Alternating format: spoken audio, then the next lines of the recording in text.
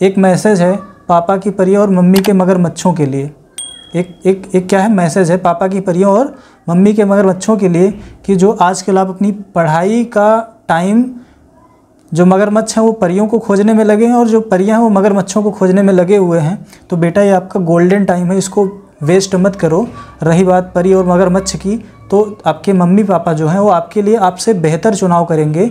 तो सबसे अच्छा समय है आपके लिए कि आप अपने टाइम को अच्छे से यूटिलाइज़ करिए और चीज़ों को एकदम मन लगा के पढ़िए। बस समझिए कि आपको क्या करना है, खाना है, पढ़ना है, सोना है। हाँ, मम्मी पापा के कामों में हाथ भी बटाना है। आज की जो ये क्लास है ये लगभग हो गई है 1 घंटे की, तो अब इसको यहीं ख़त्म करेंगे और आप लोग पर डे क्वेश्चन को सॉल्व करिए। जो समझ में ना आए उसको व्हाट्सएप करिए, टेलीग्राम पे मैसेज कर दीजिए, कमेंट में आप डाल दीजिए, फिर इसको हम सॉल्व करके अपलोड कर दिया करेंगे। और हाँ, लेकिन बस खुद के साथ लॉयल रहिए और ये परियों और मगरमच्छों से दूर रहिए, नहीं तो फिर वही जो बताए ना क्या होगा, जिसके खेल रहे हो जिसके जज्बात से, रसगुल्ला चुरा के खाओगे उसके बारात से। तो इसलिए क्या करो, सारा फोकस अपनी स्टडी पे रखो, अपने मम्मी पापा के लिए लॉयल रहो। बाकी और हर पीली दिखने वाली चीज़ सोना नहीं होती है, ये चीज़ ध्यान रखना कि हर पीली दिखने वाली चीज़ सोना नहीं होती है।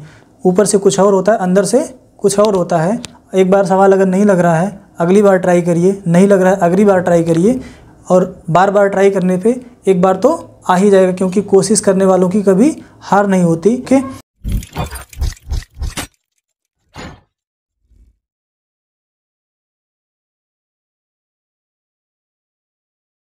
हेलो बच्चों, दिस इज़ प्रदीप चौरसिया। उम्मीद करते हैं कि आप सब अच्छे से होंगे और अपने बोर्ड का प्रिपरेशन बहुत अच्छे से कर रहे होंगे। तो आज यहाँ पे हम जो यूपी बोर्ड का अनसॉल्व पेपर, जो प्रीवियस ईयर में जो क्वेश्चंस आए होते हैं मैथ के, उनको हम सॉल्व करेंगे। और यहाँ पे हो सकता है कि पर डे एक सेट सॉल्व किया जाए। अगर पर डे नहीं हो पाएगा तो एक एक दिन के गैप पे हम जो है एक सेट सॉल्व करके अपलोड कर दिया करेंगे, आप लोग इसको देखेंगे। तो ये जो है पहला सेट जो मैंने लिया है अरिहंत पब्लिकेशन का, ये सेट नंबर 5 है और कोड है इसका 822AZ। ठीक है, तो इसमें पहला क्वेश्चन कह रहा है कि यदि 26 156 का लासा 156 है तो मासा ज्ञात कीजिए। हमने पहले से ही पढ़ रखा है कि अगर कोई दो संख्याएं दी हुई हैं A और B, दो संख्याएं हैं, तो इन दोनों जो संख्याओं का गुणनफल होगा A और B का, इनके एलसीएम किसके, A और B के एलसीएम और A और B के HCF के बराबर होगा। ठीक है, आप जब वीडियो देखेंगे तो आपको आपकी स्क्रीन पे क्वेश्चन दिख जाएगा, क्योंकि यहाँ पे लिखने में ज़्यादा टाइम होगा, टाइम बेकार होगा, इसलिए हम यहाँ पे क्वेश्चन पढ़ दे रहे हैं। फिर जब आप बैठेंगे इसको देखने तो आपको स्क्रीन पर क्वेश्चन दिख जाएगा। तो यहाँ पे कह रहा है कि यदि 26 और 156 का लासा 156 है तो मासा ज्ञात करिए। संख्याएं कौन कौन सी हैं? संख्याएं यहाँ पे 26 और 156 है। इनका जो एलसीएम है वो 156 है। पूछ रहा है कि HCF बताओ। ये सब एक नंबर वाले जो बहुविकल्पीय प्रश्न हैं वही हैं। ठीक है, इसमें आपको थोड़ा सा दिमाग लगाना है, फ्री के नंबर मिलेंगे, छोड़ना एक भी क्वेश्चन नहीं है। ठीक, तो यहाँ पे 26 और 156 दो संख्याएं दी हुई हैं जिनका एलसीएम 156 है और HCF हमको क्या करना है, फाइंड आउट करना है। हम जानते हैं कि दो संख्याओं का गुणनफल बराबर दो संख्याओं का गुणनफल बराबर संख्याओं का लासा गुणे संख्याओं का मासा। ठीक, अब देखो दो संख्याएं कौन कौन सी हैं, 26 है और 156 है। ठीक, इनका एलसीएम कितना है, 156 है। हमको निकालना क्या है, HCF निकालना है। अब देखिए 156 से 156 कैंसिल आउट होगा और जो हमारा HCF होगा वो आएगा 26। कितना आएगा, 26, और हमारा यही राइट आंसर होगा। ओके, इसको नोट करिए। अब देखिए आपका नेक्स्ट क्वेश्चन है कि द्विघात समीकरण 2x² minus 4x plus 1 is equal to 0 के मूल कैसे होंगे, उनकी प्रकृति बतानी है। 2x² minus 4x plus 1 is equal to 0 के मूल हैं। मूल क्या हैं? यहाँ पे 4 ऑप्शन दिया है। पहला है वास्तविक और बराबर, बी ऑप्शन है वास्तविक और भिन्न,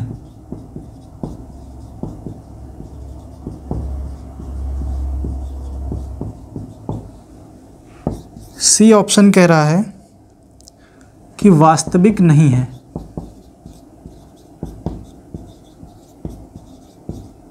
और जो डी ऑप्शन है वो कह रहा है कि वास्तविक है। ओके, तो एक श्रीधराचार्य का फार्मूला होता है, मैंने आप लोगों को पहले भी बताया था, आज फिर बता दे रहे हैं कि जो श्रीधराचार्य का फार्मूला होता है वो होता है x is equal to minus b plus minus under root b square minus 4ac upon में 2a। ठीक, तो जो x की वैल्यू आती है वो इस वाले पार्ट पे डिपेंड करती है कि जो मूल होगा वो कैसा होगा। अब यहाँ पे चलिए हम थोड़ा सा समझाते हैं। ये जो b² माइनस 4ac है इसी को बोलते हैं विविक्तिकर, विविक्तिकर, और शायद हाँ डिस्क्रिमिनेंट बोलते हैं, और ये कैपिटल D से इसको डिनोट किया जाता है। तो जो D होता है b² माइनस 4ac। ओके, क्या आया? b² minus 4ac। अब बताओ b² माइनस 4ac में कितनी स्थिति बन सकती है? मान लेते हैं यहाँ पे जो D है, D बन सकता है या तो 0 होगा, या तो 0 होगा, या फिर जो D बनेगा वो 0 से बड़ा होगा। क्या होगा? 0 से बड़ा होगा। और तीसरी स्थिति बनेगी कि जो D होगा, क्या होगा? जो D होगा वो 0 से छोटा होगा। 0 से छोटा होने का सेंस यहाँ पे कि जो D की वैल्यू आएगी वो नेगेटिव आएगी। क्या आएगी? नेगेटिव आएगी। और जब यहाँ पे हम मान लेते हैं कि ये जो है minus b plus minus under root b² minus 4ac बटे में 2a। ओके, अब देखो यहाँ पे मैंने क्या रखा? b और प्लस माइनस, एक बार यहाँ पे हम d के जगह यानी कि b² माइनस 4ac के जगह 0 रख दें बटे में 2a। ठीक, ये हम x की वैल्यू निकाल रहे हैं। ठीक है, अभी आपको समझ में आएगा कि इसका आंसर कैसे देना है और आप इजीली दे पाएंगे। ठीक है, जब मैं पढ़ता था उस टाइम पे मेरे समझ में नहीं आया था, सर ने कई बार समझाया, सर ने बहुत अच्छे से समझाया, लेकिन उस टाइम पे समझ में नहीं आया आखिर में d होता क्या है, d होता क्या है, और ये जो d की वैल्यू है b² माइनस 4ac ये अप्लाई कैसे होती है, ये चीज़ें उस टाइम पे समझ में नहीं आई थी। लेकिन आज मैं आपको प्रॉमिस करता हूँ कि ये समझ में आएगा, एकदम श्योर है समझ में आएगा। ठीक, अब देखो minus b plus minus under root 0 upon में 2a। अब देखो रूट के अंदर 0 है तो उसको हम नॉर्मली 0 ऐसे लिख सकते हैं ना। तो देखो यहाँ पे क्या बनेगा? b माइनस 0 अपॉन 2a और x, फिर यहाँ पे अगर हम लेते हैं minus b plus 0 upon 2a। ठीक, मिला ना ये? तो देखो यहाँ पे क्या मिला? ये माइनस b अपॉन में 2a माइनस b अपॉन में 2a। कहने का मतलब अगर d का मान 0 होगा, d का मान या b² माइनस 4ac की वैल्यू 0 होगी तो जो मूल होंगे वो कैसे होंगे? मूल हमेशा समान होंगे। क्या होंगे? समान होंगे। ओके, अब देखिए अगर हम लेते हैं कि जो d की वैल्यू है, जो d की, अच्छा यहाँ पे समान के साथ साथ और क्या होंगे? समान के साथ साथ और क्या होंगे? वास्तविक भी तो होंगे। होंगे वास्तविक कि नहीं होंगे? होंगे ना। ठीक, अब देखिए अगर यहाँ पे फिर हम लेते हैं कि d की वैल्यू 0 से बड़ी हो, 0 से बड़ी का मतलब यहाँ पे जो x है, यहाँ दिखाई देगा ना, नहीं इधर कर देते हैं, यहाँ पे ये जो x है ये minus b plus minus under root में मैं 1 रख दूँ, 2 रख दूँ, 3 रख दूँ, 4 रख दूँ, कुछ भी रख सकता हूँ यहाँ पे, नेचुरल नंबर कोई भी, या फिर यहाँ पे सीधा ऐसे लिख दो n। ठीक, और अपॉन में 2a। ठीक, तो ये जो मूल निकलेंगे कैसे होंगे, ये जो मूल निकलेंगे वास्तविक होंगे और असमान होंगे। कैसे, x का मान जो आएगा -b आएगा, प्लस में √n अपॉन में 2a, और दूसरा जो निकलेगा -b माइनस √n अपॉन में 2a। ठीक, इस स्थिति में कैसे मूल आएंगे, ये मूल होंगे असमान और वास्तविक। क्या होंगे, असमान और वास्तविक। ठीक, अब देखिए तीसरा, अगर d की वैल्यू हम क्या लेते हैं, 0 से छोटी लेते हैं, यानी कि d इज़ लेस देन 0। ठीक, तो यहाँ पे जब हम x का मान रखेंगे, x is equal to -b plus minus √b² minus 4ac upon में 2a। ठीक, अब यहाँ पे हमको जो रखना है x की जो वैल्यू है -b प्लस माइनस √ माइनस का n होगा, यानी कि जो नेचुरल नंबर होगा उसको हम माइनस का कंसीडर करेंगे। यहाँ पे जब d की वैल्यू 0 से छोटी होगी तो इसका मतलब क्या आएगा, -1 आएगा, -2 आएगा, -4, -10, -15 कुछ भी आ सकता है। तो इस स्थिति में जो हमको मूल मिलेंगे वो क्या होंगे, इस स्थिति में जो मूल मिलेंगे वो मिलेगा एक x बराबर, कलर चेंज कर देते हैं यहाँ पे x is equal to -b plus √ minus n 2a, और दूसरा मिलेगा -b minus √ minus n upon में 2a। तो यहाँ पे क्या मिला, यहाँ पे असमान मिला और काल्पनिक मूल मिलेगा। काल्पनिक मूल, क्या, असमान और काल्पनिक। ये कहानी समझ में आई ना। अब देखिए जो आपका क्वेश्चन दिया हुआ है 2x² minus 4x plus 1 is equal to 0 के मूल कैसे हैं। अब देखिए आप एक बार जल्दी से कमेंट करके बताइए, मैंने ये जो मेथड बताया इसको अप्लाई करके आप कमेंट करके बताइए कि कैसे होंगे। तो चलिए मैं यहाँ पे सॉल्व करता हूँ। जो d का मान है, d बराबर b² माइनस 4ac। ओके, देखिए b का मान कितना है, -4 है, तो ये -4 का स्क्वायर माइनस 4, a की वैल्यू क्या कितनी है, यहाँ पे a की वैल्यू 2 है और c की वैल्यू 1 है। तो ये कितना हो गया, 4 चौक 16 प्लस का और 4 दूनी 8 बराबर में कितना आया, 8 आया, जो कि क्या है, ये 0 से बड़ा है। क्या है, 0 से बड़ा है। तो जब 0 से बड़ा है किसका मान, d का मान 0 से बड़ा है, तो यहाँ पे कौन सी स्थिति अप्लाई होगी, मूल कैसे होंगे, असमान होंगे और वास्तविक होंगे। यानी कि यहाँ पे इसका राइट आंसर क्या होगा, भिन्न और वास्तविक। इसका राइट आंसर बी होगा। इसको नोट करिए जल्दी से। तो बच्चों यहाँ पे अगला क्वेश्चन है कि दो बिंदु हैं -1, -3 और 5 तथा 2 के बीच की दूरी बताओ। ठीक है, कोई भी दो बिंदु, अब यहाँ पे ये आपका कोऑर्डिनेट ज्योमेट्री का क्वेश्चन है। तो मैंने आपको पहले ही बताया था कि अगर ऐसा दिया हुआ है, मान लो ये क्या है, ये x एक्सिस है और ये y एक्सिस है। ठीक, यहाँ पे एक पॉइंट इधर है और एक मिनट, यहाँ पे एक पॉइंट यहाँ पे है, दूसरा पॉइंट यहाँ पे है। इसका जो निर्देशांक है x1 और y1 है, और इसका जो निर्देशांक है ये है x2 और y2।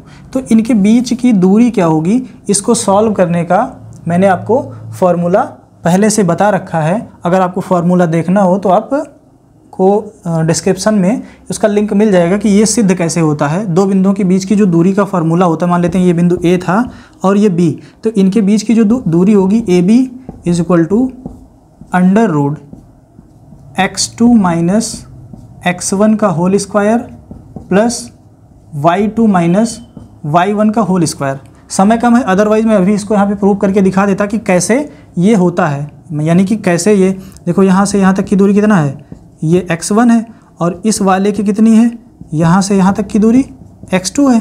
तो जब ये x2 है तो ये दूरी इतना कितना होगी, ये हो जाएगी x2 माइनस का x1। इसी प्रकार अगर मैं ये वाला पॉइंट लेता हूँ यहाँ पे, तो ये दूरी कितना है, ये y है, y1 है और ये y2 है, और इसके बीच की दूरी कितनी हो जाएगी, इसके बीच की दूरी होगी y2 माइनस y1। ये हमको मिल गया ना, यहाँ पे मिला x2 माइनस का x1। अब देखो एक ये समकोण त्रिभुज बन रहा है ना, यहाँ पे देखो ये एक समकोण त्रिभुज बन रहा है। ये क्या हो गया, ये आधार हो गया, ये लंब हो गया और ये कर्ण। तो कर्ण की लंबाई बराबर क्या होता है, कर्ण की लंबाई बराबर √ में लंब का स्क्वायर प्लस आधार का स्क्वायर। तो यहाँ पे ये आपका बनेगा क्या, यही बन जाएगा √ x2 माइनस x1 का square plus y2 minus y1 का स्क्वायर। ठीक है, यही फार्मूला यहाँ पे लिखा मैंने। चलिए अब यहाँ पे इसकी वैल्यू पुट करते हैं। देखो सबसे पहले लिख लेते हैं, इसको इरेज कर दें इतना। ठीक, यहाँ पे देखो जो पहला पॉइंट है मान लेते हैं उसको a। तो जो a का निर्देशांक है 1 और -3, कहने का मतलब x1 is equal to -1, y1 is equal to -3। और जो b पॉइंट है उसका निर्देशांक है 5 और 2। तो यहाँ पे x2 इज इक्वल टू 5 और y2 इज इक्वल टू 2। ठीक, अब ये जो वैल्यूज़ दी हुई हैं, हाँ, तो यहाँ पे हम कह रहे थे कि जो x1 और y1 और x2 और y2 की जो वैल्यू है उसको इसमें हम पुट करते हैं। यहाँ पे अंडर रूट, अब देखिए x2 कितना है, x2 है हमारा 5, x1 कितना है, x1 है इसको कुछ इस तरह -1 स्क्वायर प्लस y2 है 2 माइनस और y1 है -3 स्क्वायर, ब्रैकेट क्लोज। ठीक है, अब देखो ये हो जाएगा आपका 5 + 1 का स्क्वायर प्लस 2 + 3 का स्क्वायर। तो ये हो जाएगा आपका 6 का स्क्वायर बराबर 36 प्लस 5 का स्क्वायर बराबर 25। तो ये हो जाएगा 6 5 11, 3 2 5 1 6, अंडर रूट 61 इकाई। देखो ऑप्शन में कहीं पे दिख रहा है, ये देखिए आपका राइट आंसर क्या होगा, 1 होगा। इसका राइट आंसर ए होगा, इसको नोट करिए। अगला क्वेश्चन है, आर त्रिज्या के एक वृत्त के कोण थीटा वाले त्रिज्यखंड के संगत चाप की लंबाई क्या होगी। देखिए यहाँ पे कंसीडर करिए कि एक क्या है, ये एक वृत्त है। ठीक है, एक सर्कल है जिसका यहाँ पे ये सेंटर हो गया और इसका जो रेडियस है वो आर हो गया। ओके, और इधर भी आर होगा क्योंकि दोनों त्रिज्याएं हैं, और थीटा इसका क्या है, एंगल है। ठीक, अब ये कह रहा है कि इस थीटा वाले एंगल के संगत जो चाप होगा ए बी, इसकी लंबाई बताओ। ठीक, यहाँ पे क्या पूछ रहा है कि इसकी लंबाई बताओ ए बी की, ए बी। ठीक, यहाँ बीच में एक नाम और दे देते हैं, इसको हम दे देते हैं डी। तो एक तो इसमें देखिए एक लघु चाप बन रहा है, लघु चाप बन रहा है ए बी, और दूसरा दीर्घ चाप ए डी बी। ठीक है, तो हमको ए बी निकालना है। ए बी हमारा क्या है, लघु चाप है। तो जो लघु चाप की लंबाई होती है आर त्रिज्या के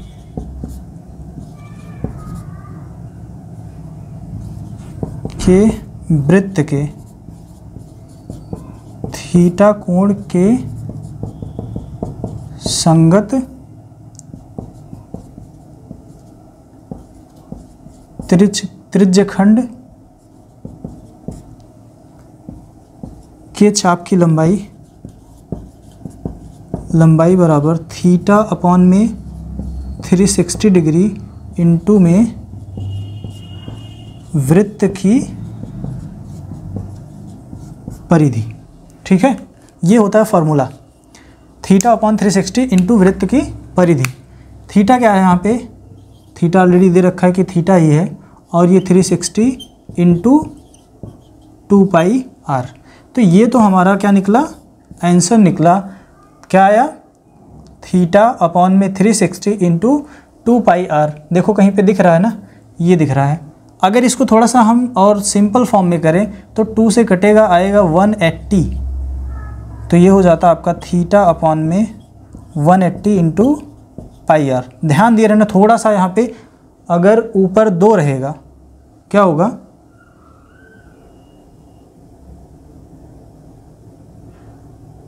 हाँ, तो यहाँ पे ये क्या होगा, अगर यहाँ से 2 गायब करेंगे तो नीचे आ जाएगा 180। ठीक, तो ये तो हो गया लघु चाप का।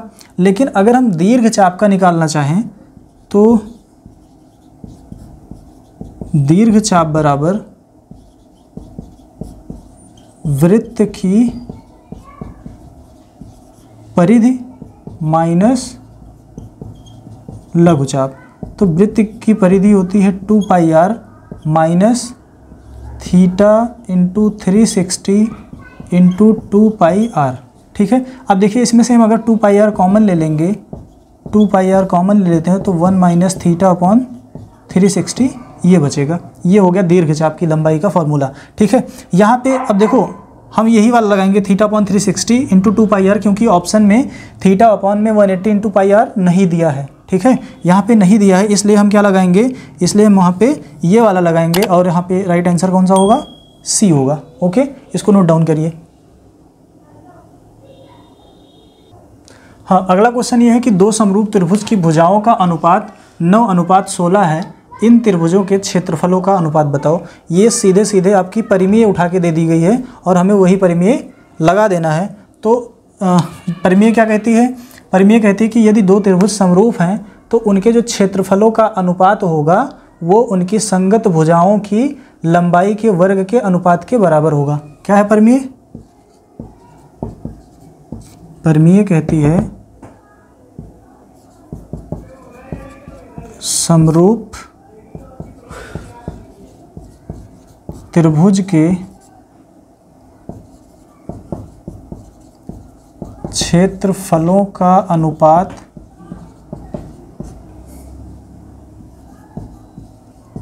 उनकी संगत भुजाओं के वर्ग के अनुपात के बराबर होता है। क्या होता है, बराबर होता है। कान और आँख खोल के पढ़ो, क्या लिखा है, समरूप त्रिभुज के क्षेत्रफलों का अनुपात उनकी संगत भुजाओं के वर्ग के अनुपात के बराबर होता है। एक मैसेज है पापा की परियों और मम्मी के मगरमच्छों के लिए। एक क्या है, मैसेज है पापा की परियों और मम्मी के मगरमच्छों के लिए कि जो आजकल आप अपनी पढ़ाई का टाइम, जो मगरमच्छ हैं वो परियों को खोजने में लगे हैं और जो परियां हैं वो मगरमच्छों को खोजने में लगे हुए हैं। तो बेटा ये आपका गोल्डन टाइम है, इसको वेस्ट मत करो। रही बात परी और मगरमच्छ की, तो आपके मम्मी पापा जो हैं वो आपके लिए आपसे बेहतर चुनाव करेंगे।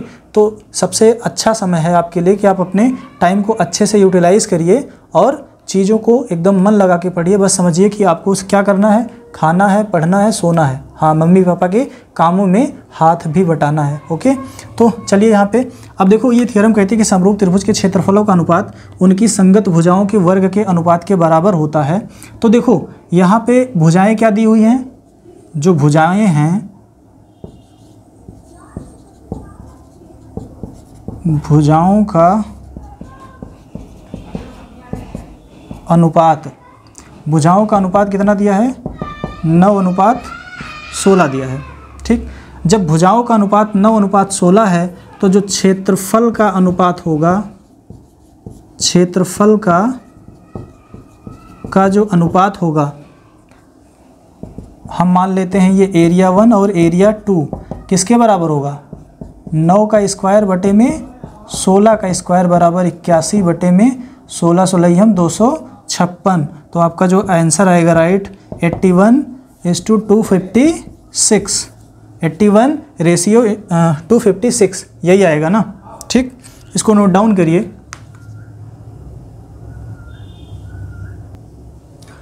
अगला क्वेश्चन कह रहा है कि यदि cosec a = sec a और जो थीटा की वैल्यू यानी कि जो a की वैल्यू है वो 0 और 90 के बीच में है या फिर उसके बराबर है। ठीक है, तो चलिए सॉल्व करते हैं इसको। क्या दिया है, cosec a = sec a। cosec a को हम क्या लिख सकते हैं, cosec a को लिख देंगे 1/sin a और sec a को लिख देंगे 1/cos a। अब हम करते हैं इसको क्रॉस ट्रांसफ़र, तो ये हो जाएगा cos a अपॉन में sin a = 1। और हम जानते हैं कि cos a अपॉन में sin a = होता है cot a, और cot के टर्म में cot 45 डिग्री की वैल्यू होती है 1, तो इसको हम लिखेंगे cot 45 डिग्री और ये हो जाएगा a इज इक्वल्स टू 45 और हमारा राइट आंसर होगा ये थर्ड वाला। ठीक है बच्चों, पढ़ाई करो, मत खेलो किसी के जज्बात से, वरना एक दिन ऐसा आएगा कि रसगुल्ला चुरा के खाओगे उसकी बारात से। ठीक है, तो खाली पढ़ाई करो।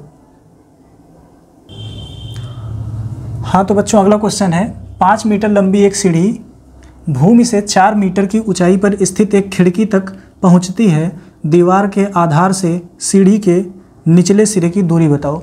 तो सपोज़ करो ये है, ये क्या है, ये घर है। ये किसका घर है? ये पारो का घर है और पारो के घर में यहाँ पे एक खिड़की लगी हुई है। ठीक है, यहाँ पे एक खिड़की लगी हुई है और इस खिड़की के लिए साइड से एक सीढ़ी, यहाँ पे साइड से ऐसे क्या है, एक सीढ़ी लगी हुई है। सीढ़ी की लंबाई कितना दे रखा है? सीढ़ी की लंबाई दे रखा है 5 मीटर और इसी सीढ़ी से पारो ऊपर नीचे आती जाती है। ठीक है, क्योंकि उसके रूम की चाबी खो गई है। ठीक है, अब यहाँ पे कह रहा है कि भूमि से 4 मीटर की ऊंचाई पर ये जो दूरी है यहाँ से यहाँ तक, ये 4 मीटर की दूरी पर ये सीढ़ी जाके उस दीवार से टकराती है। तो कह रहा है कि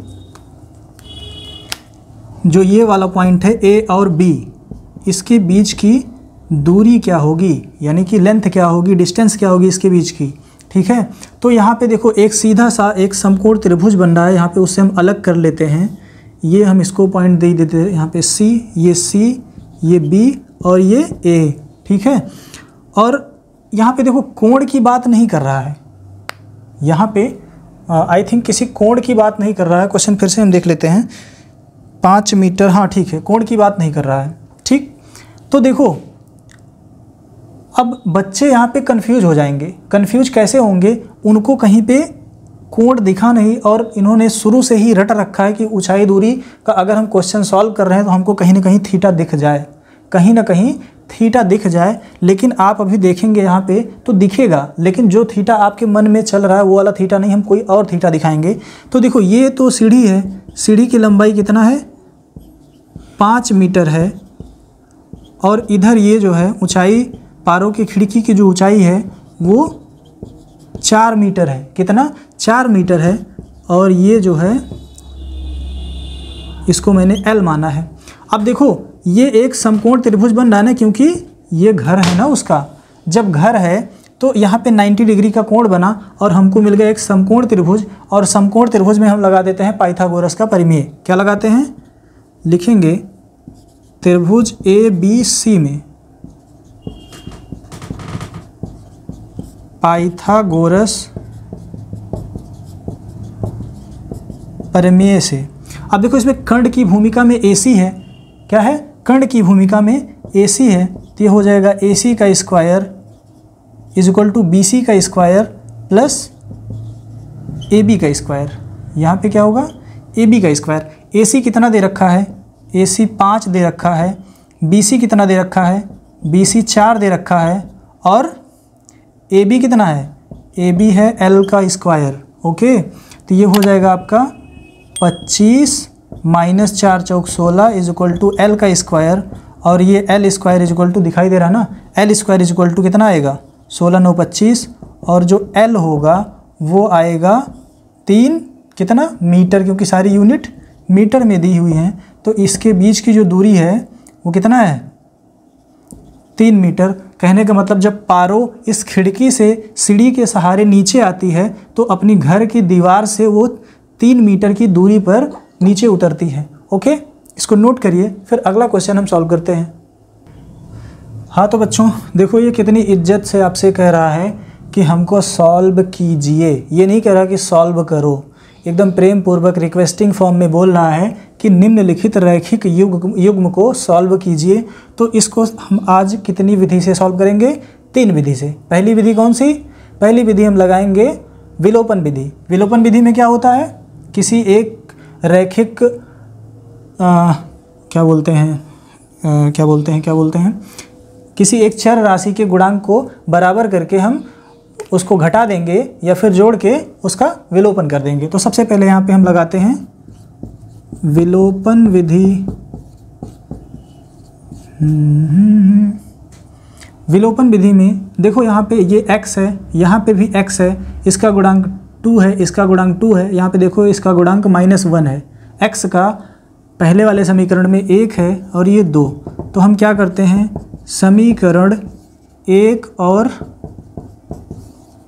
2 को क्या करें, जोड़ देते हैं।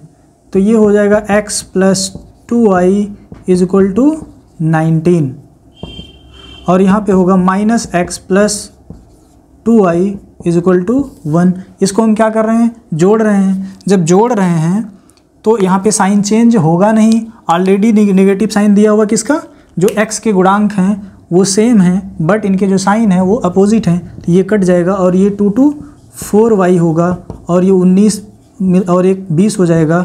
देन y = 5 आएगा। इस y का मान उठा के 1 में रख देते हैं। y = 5 1 में रखने पर, समीकरण 1 में रखने पर, तो देखो यहाँ पे हो गया x + 2 × 5 = 19। x 5 दूनी 10 = 19 और x = 19 - 10, x = 9। कितना आया, x का मान 9 आया, y का मान 5 आया। अगर क्रॉस चेक करना चाहते हैं तो x और y का मान किसी भी एक तरफ उठा के रख दो। पहले में रखते हैं कितना, x का मान 9 है और 5 दूनी 10, 10 9 19 और 19 और 19 बराबर हो गया। ये विधि एक सॉल्व हो गई। अब चलो हम दूसरी विधि से सॉल्व करते हैं। दूसरी विधि कौन सी लगाएंगे, प्रतिस्थापन विधि। इसको नोट करना हो तो स्क्रीनशॉट ले लीजिए। अब हम लगाते हैं प्रतिस्थापन विधि। प्रतिस्थापन विधि में क्या करते हैं, पहले वाले समीकरण से x या y दोनों में से किसी एक चर के पद को उठा के दूसरे में हम रख देते हैं।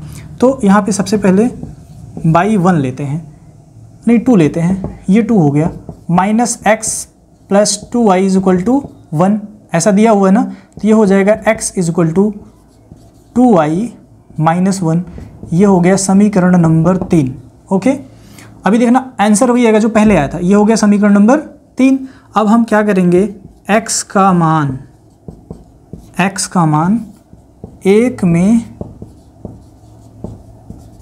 रखने पर, x का मान 1 में रखने पर, तो x का मान कितना आया है, ये 2y - 1 प्लस का 2y = 19। तो ये 2 और 2 मिलके 4y हो गया, -1 = 19 और ये फिर कितना 4y = 20, y = 5 आया। देखो y = 5 आ गया ना। अब इस y का मान उठा के 3 में रखने पर, यहाँ पे y = 5 रखने पर, जब y = 5 रखेंगे तो हो जाएगा x = 2 × और -1, ये हो जाएगा 5 दूनी 10 -1, x = 9। कितना आया, x = 9 आ गया। चलो इसको भी नोट कर लो। अब इसने इतना रिक्वेस्टिंग फॉर्म में कहा था तो हम अब यहाँ पे तीसरा मेथड जिसको बोलते हैं वज्र गुणनखंड, और ये वज्र के समान ही सबका दिमाग एकदम चकरा देता है, फिर भूल जाता है फार्मूला। लेकिन आज हम फिर से वही पुरानी विधि बताएंगे कि आपको फार्मूला नहीं भूलेगा। क्या करना है, यहाँ पे पुरानी विधि हम बता रहे हैं आपको, उससे सॉल्व करेंगे तो फार्मूला कभी नहीं भूलेगा। यहाँ पे आप लिखिए 1, यहाँ पे लिखिए आप x, यहाँ पे लिखिए आप y। ओके, सबके बीच में बराबर का निशान लगा दीजिए। यहाँ पे AB AB, BC BC, CA और CA। ठीक, तो ये बन गया आपका फार्मूला। यहाँ बीच में माइनस लगाओ, यहाँ पे भी माइनस लगाओ, यहाँ पे भी माइनस लगाओ।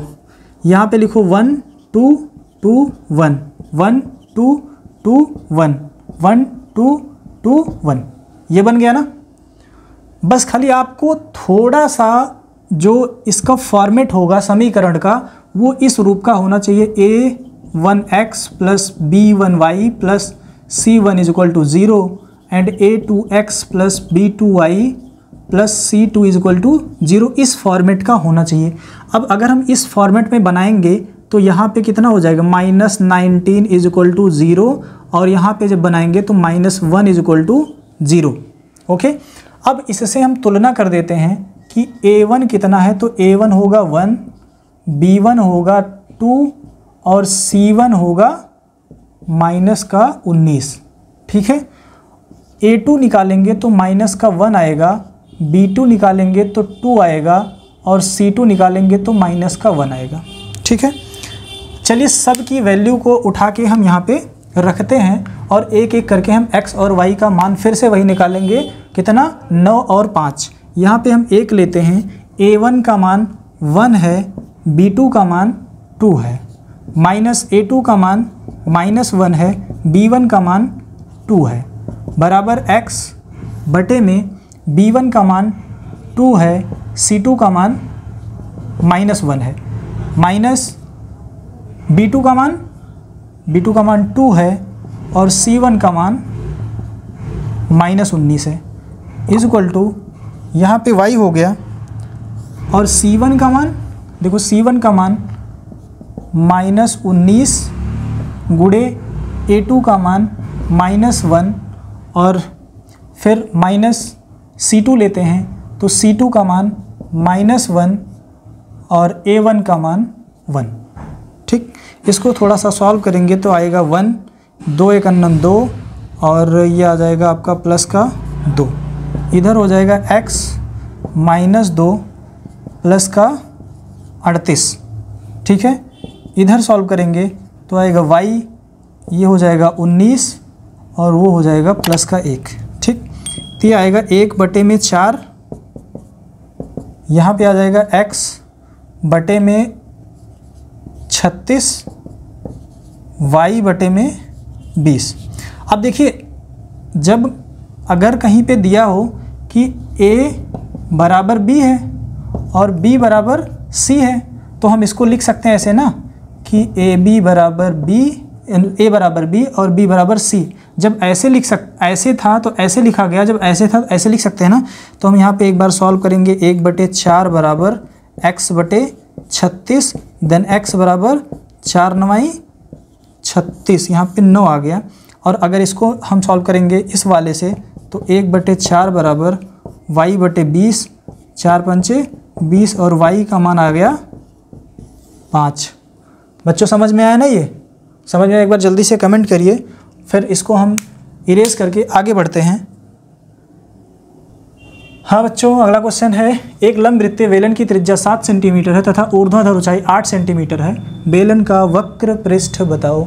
सबसे पहले तो हम समझेंगे कि बेलन में क्या क्या होता है।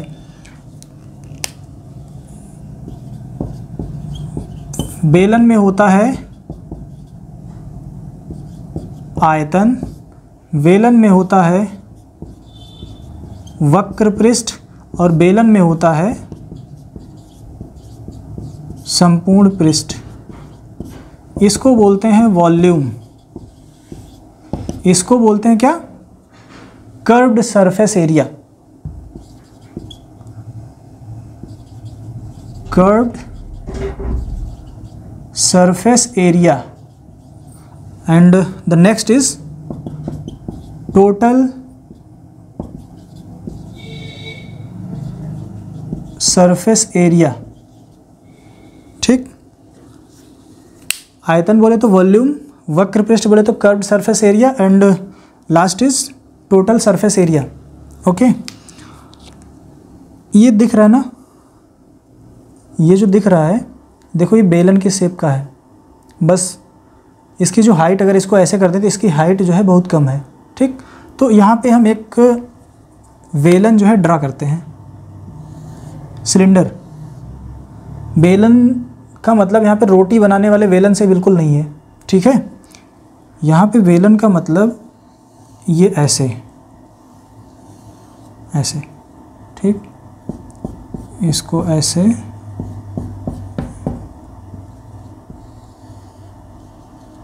समझ लो घर में जो होता है ना, उसका किसका, जस्ते का होता है ना बड़ा सा, जिसमें चावल वावल रखा जाता है, उसी टाइप का समझ लो ये कुछ है। ठीक, ये बेलन है। अब यहाँ पे मैं बेलन को समझाता हूँ कि आयतन क्या है। कि ये देखो, ये हॉलो दिख रहा है, खोखला है ना। थोड़ी देर के लिए इसको सपोज करो कि इसके बीच में कोई मटेरियल भरा हुआ है, इसके बीच में कोई मटेरियल भरा हुआ है, तो ये पूरा एक सॉलिड क्या होगा, सिलेंडर होगा, सॉलिड सिलेंडर। या फिर हम कह सकते हैं कि ये जो स्केज है, ये स्केज यानी कि मार्कर जो है, ये एक सॉलिड सिलेंडर है। तो इसको बनाने में कितना मटेरियल यूज़ हुआ है, कितना मटेरियल यूज़ हुआ है, वो क्या होगा, उसका वॉल्यूम होगा। कर्व्ड सरफेस एरिया की बात करें, अगर मैं इस, एक मिनट इसमें मैं ढूंढता हूँ, इसमें से एक राउंड टेप अगर उखाड़ूँ, इस जो ये दिख रहा है आपको सिलेंड्रिकल, अगर इसमें से एक राउंड टेप उखाड़ूँ या फिर इस पर एक राउंड कोई चीज़, कपड़ा या फिर पूरा, मतलब कि इतना जितनी इसकी चौड़ाई है, ऐसे देखने पे चौड़ाई, ऐसे देखने पे ऊंचाई, जितनी ऊंचाई है पूरा एक राउंड अगर इस पे लपेटूं, तो जितना कपड़ा लगेगा या जितना टेप इस पे लपेटा जाएगा, उसका जो एरिया होगा वही क्या होगा, सिलेंडर का क्या होगा, कर्व्ड सरफेस एरिया। लास्ट आता है कि टोटल सरफेस एरिया क्या होता है। टोटल सरफेस एरिया ये होता है कि सपोज करो इसमें नीचे एक पेंदी बनी हुई है और ऊपर एक ढक्कन लगा हुआ है, तो ये साइड साइड में कपड़ा लगाने में जितना कपड़े का क्षेत्रफल होगा, ऊपर से ढक्कन में जितना क्षेत्रफल यूज़ हुआ है, नीचे इसकी पेंदी में जितना क्षेत्रफल यूज़ हुआ है, इन तीनों को जब टोटल कर देंगे तो ये हो जाएगा टोटल सरफेस एरिया। ओके, तो चलिए इसका पहले फॉर्मूला लिखते हैं। सपोज करते हैं कि ये जो वेलन है, इस वेलन का जो त्रिज्या है वो स्मॉल r है, इसकी जो हाइट है, ऊंचाई, ऊर्ध्व ऊंचाई, ये h है। ठीक, बस बेलन में यही दो चीज़ होती है, क्या, ऊंचाई होती है और त्रिज्या। ठीक, अगर हम वॉल्यूम की बात करें तो जो वेलन का जो वॉल्यूम होगा वो होगा कितना, pi r square into h, pi r square into h. अब ये pi r square into h कैसे आया, ये मैं आपको बताता हूँ कैसे आया। सपोज़ करो ये एक छोटा, एक पतला सा सिक्का है, एक पतला सा सिक्का है जिसका क्षेत्रफल कितना होगा, पाई आर स्क्वायर होगा, पाई आर स्क्वायर होगा ना। मैंने क्या रखा है यहाँ पे, एक सिक्का रखा, दो सिक्का रखा, तीन सिक्का रखा, चार सिक्का रखा, ऐसे पांच, ऐसे ढेर सारे सिक्के रखते रखते रखते रखते देखो एक ऊंचाई मिल गई ना। तो जब एक सिक्का पाई आर स्क्वायर, दो सिक्का दो पाई आर स्क्वायर, इसी तरह यहाँ पे जब h हो जाएगा तो ये हो जाएगा पाई आर स्क्वायर h, ये मिल गया ना। ठीक है, अब फिर हम बात करते हैं कि इसका कर्व्ड सरफेस एरिया क्या होता है। तो जो कर्व्ड सरफेस एरिया होता है वो होता है 2 pi small r into H, 2 पाई गुणे में त्रिज्या गुणे में ऊर्ध्व ऊंचाई। ठीक है, अब देखो अगर मैं इस मार्कर पर एक राउंड धागा लपेटता हूँ तो कितना होगा, यानी कि जो वृत्त की परिधि होती है, यानी कि सरकमफेरेंस ऑफ सर्कल होता है, वो कितना होता है, 2 पाई r होता है। तो अगर ये ऐसे यहाँ पे एक दिया हुआ है, ऐसे इसमें मैंने क्या किया, एक राउंड ऐसे एक धागा लपेटा, एक राउंड, तो एक राउंड जब लपेटेंगे तो कितना लपेटेंगे, 2 पाई r। ऐसे यहाँ पे फिर लपेटते गए लपेटते गए लपेटते गए लपेटते गए, यहाँ पे धागा लपेटने की बात कर रहे हैं और कुछ मत समझ लेना। ऐसे लपेटते गए कितना h ऊंचाई तक, तो ये निकल के आया 2 पाई r h। क्षेत्रफल है तो इसका सिंपल सा यूनिट क्या होगा, वर्ग इकाई। इसका यूनिट क्या होगा, घन इकाई, यानी कि क्यूबिक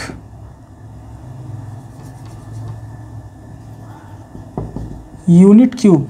ठीक है, यहाँ पे क्या होगा, यूनिट स्क्वायर। ओके, अब सरफेस एरिया की बात करें तो देखो यहाँ पे ये जो ऊपर का ये है, तो ये कैसा है, सर्कुलर है ना। तो किसी भी सर्कल का जो एरिया होता है वो पाई आर स्क्वायर होता है ना, पाई आर स्क्वायर ऊपर और पाई आर स्क्वायर नीचे।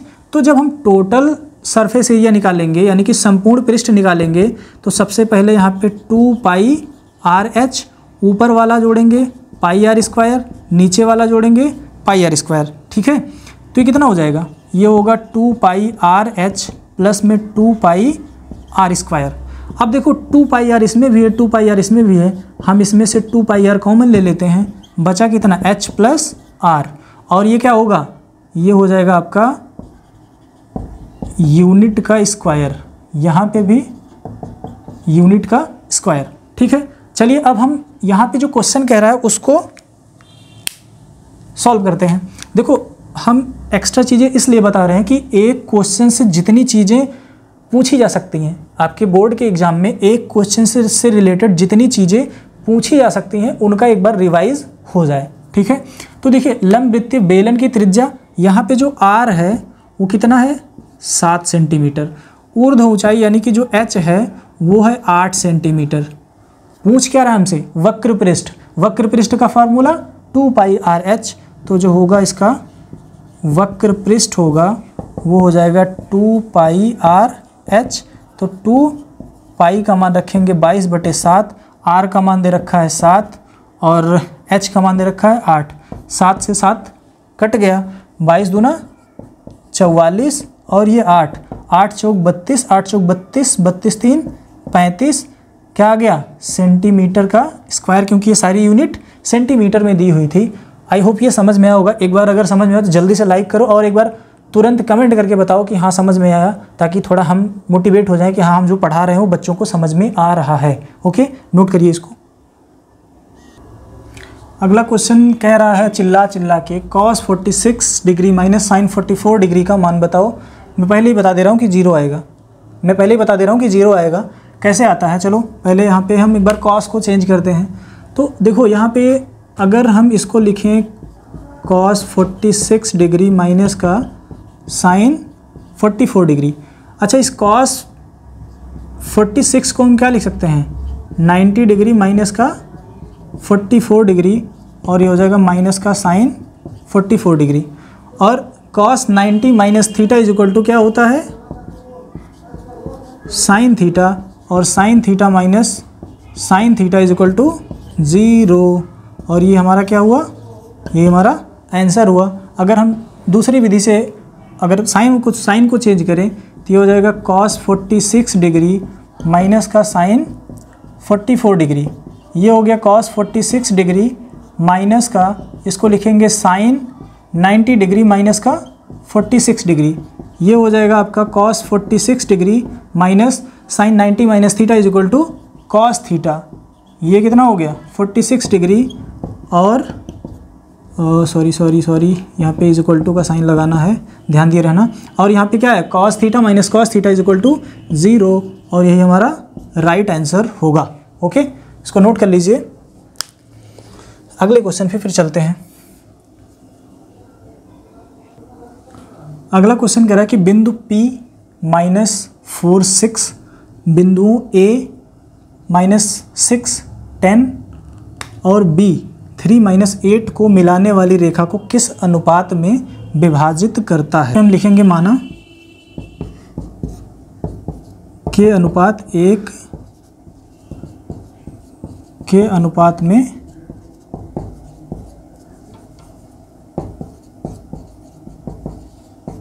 विभाजित करता है। ओके, तो देखो यहाँ पे ऐसे बना लेते हैं, ये A हो गया, ये B हो गया, यहाँ कहीं पे एक पॉइंट P है और P का निर्देशांक कितना है -4 और 6, A का निर्देशांक है -6, 10, B का निर्देशांक है 3, -8। ओके, ऐसा दिया हुआ है। तो देखो हम जानते हैं कि जो x होता है x इज इक्वल टू, अगर अंता विभाजन में, ये अंता विभाजन का फॉर्मूला लगा रहे हैं यहाँ पे, अंता विभाजन के लिए x is equal to mx2 plus nx1 upon में m प्लस n, और y is equal to my2 plus ny1 upon में m प्लस n। ठीक, तो देखो हमने k अनुपात 1 ले रखा है। तो देखो x का मान कितना है, x का मान -4 है, x का मान -4 है, और m कितना है, m को मैंने k माना है, x2 कितना है, x2 है 3 प्लस n 1 है, और x1 जो है x1 है -6 अपॉन में k प्लस 1। इसी प्रकार y जब लेंगे तो y की वैल्यू कितना है, यहाँ पे y का फॉर्मूला ये लिखा हुआ है, y की वैल्यू है 6 और 6 m का मान k है, y2 कितना है, y2 है -8 प्लस n की वैल्यू 1 है, y1 है 10 अपॉन में k+1। ओके, ये हो गया माइनस का 4k, क्रॉस मल्टीप्लाई करेंगे, माइनस का 4 is equal to 3k minus का 6। ठीक है, अब ये आपका इधर आएगा तो हो जाएगा माइनस का 7k, और उधर जाएगा तो ये हो जाएगा माइनस का 2। कितना होगा? हाँ 2 हो जाएगा, और माइनस से माइनस कैंसिल हुआ, k इज इक्वल टू आया 2/7। यहाँ पे k इज इक्वल टू कितना है? 2/7। इसको सॉल्व करते हैं तो ये 6k + 6 is equal to -8k plus का 10। ठीक है, यहाँ पे लेके आते हैं तो 8 6 14k हो जाएगा, और उधर जाएगा तो ये बचेगा आपका 10 में से 6 गया 4, और k इज इक्वल टू 4/14, 2 दूनी 4, 2 सते 14। यहाँ पे भी जो k का मान आया वो 2/7 आया। इसका मतलब इसका जो विभाजन हो रहा है m × n का अनुपात कितना होगा? 2:7 होगा। यही आपका राइट आंसर होगा, आप इसको नोट कर लीजिए। हाँ तो बच्चों, आज की जो ये क्लास है ये लगभग हो गई है 1 घंटे की, तो अब इसको यहीं ख़त्म करेंगे। और आप लोग पर डे क्वेश्चन को सॉल्व करिए, जो समझ में ना आए उसको व्हाट्सएप करिए, टेलीग्राम पे मैसेज कर दीजिए, कमेंट में आप डाल दीजिए, फिर इसको हम सॉल्व करके अपलोड कर दिया करेंगे। और हाँ, लेकिन बस खुद के साथ लॉयल रहिए, और ये परियों और मगरमच्छों से दूर रहिए, नहीं तो फिर वही जो बताए ना क्या होगा, जिसके खेल रहे हो जिसके जज्बात से, रसगुल्ला चुरा के खाओगे उसके बारात से। तो इसलिए क्या करो, सारा फोकस अपनी स्टडी पे रखो, अपने मम्मी पापा के लिए लॉयल रहो। बाकी और हर पीली दिखने वाली चीज़ सोना नहीं होती है, ये चीज़ ध्यान रखना कि हर पीली दिखने वाली चीज़ सोना नहीं होती है। ऊपर से कुछ और होता है, अंदर से कुछ और होता है। एक बार सवाल अगर नहीं लग रहा है, अगली बार ट्राई करिए, नहीं लग रहा है अगली बार ट्राई करिए, और बार बार ट्राई करने पे एक बार तो आ ही जाएगा, क्योंकि कोशिश करने वालों की कभी हार नहीं होती। बस इसी के साथ ये क्लास हम समाप्त करते हैं। Thank you.